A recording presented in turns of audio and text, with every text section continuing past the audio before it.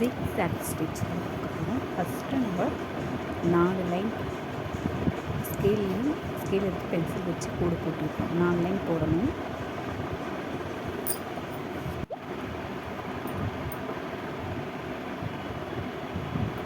நாலு லைன் போட்டு முடிச்சதுக்கப்புறம் நம்ம எப்பவுமே நார்மலாக எப்போ சில்க் த்ரெட் வந்து 2 த்ரெட்டாக எடுத்து தான் நம்ம நாட் போட்டுட்டு ஃப்ரேம் கடியில் நூலை கொடுத்து மேலே எடுப்போம். நீடில்லாம் மேலே எடுப்போம். பக்கத்துலேயே ஒரு குட்டியாக செயின் ஸ்டிச் போடணும். லாக் ஸ்டிச் கொடுத்துட்டு கண்டினியூவாக நம்ம கொஞ்சம் பெருசாக செயின் ஸ்டிச் போட போகிறோம்.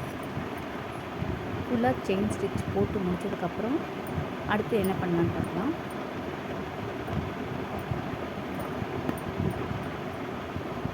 லைன் மேலேயே நீங்கள் போட்டுட்டு வாங்க.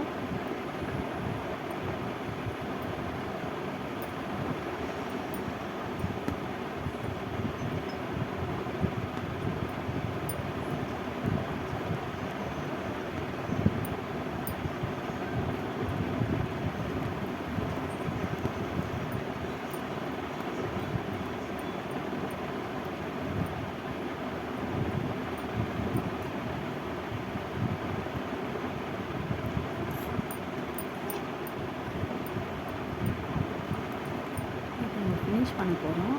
இப்போது எல் நாட்டு கொடுத்துட்டு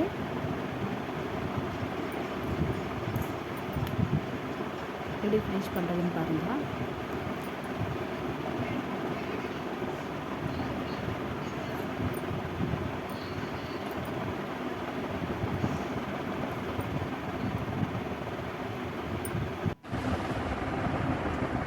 நெக்ஸ்ட் நம்ம வேறு த்ரெட் எடுக்க போகிறோம். வேறு த்ரெட் எடுத்து அதே மாதிரி ஃபஸ்ட்டு குட்டி லாக் செயின் போட்டுட்டு வி ஷேப்பில் வரணும். ஜிக்ஸாக் போட போகிறோம். பக்கத்துலேயே குட்டியாக ஒரு செயின் ஸ்டிச் தான் குட்டி குட்டியாக போடணும். ஆப்போசிட்டாக வரணும். செயின் ஸ்டிச் வி ஷேப்பில் வரணும். நீங்கள் போடும்போது சின்னதாக போடுங்க. பொறுமையாக போடுங்க.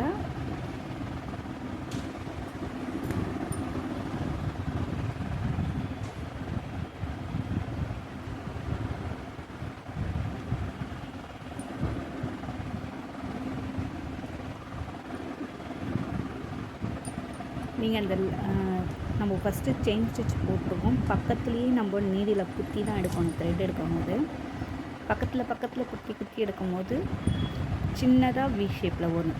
டிசைன் பார்க்கவே அழகாக இருக்கும்.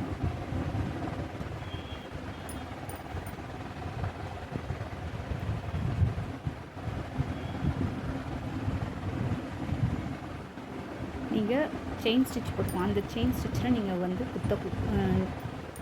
குத்தி ஊசி எடுக்கக்கூடாது. த்ரெட் எடுக்கக்கூடாது. பக்கத்துலேயே செயின் ஸ்டிச் பக்கத்துலேயே நீங்கள் குத்தி எடுக்கணும்.